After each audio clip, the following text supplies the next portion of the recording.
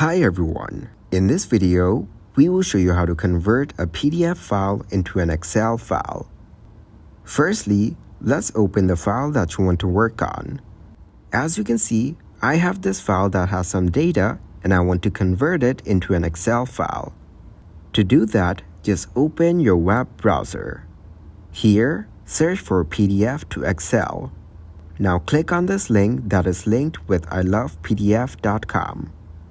Go ahead and click on the Select PDF File button. Now, select the same file that you want to convert. Once your PDF is uploaded, click the option of No OCR from the right. Once done, click on Convert to Excel. After a few minutes, your file will be converted. Click on the Download PDF button to save it. Once your file has been downloaded, you can go to Downloads to see it. As you can see, our file has been converted. Thanks for watching, like the video and subscribe to the channel for more content like this.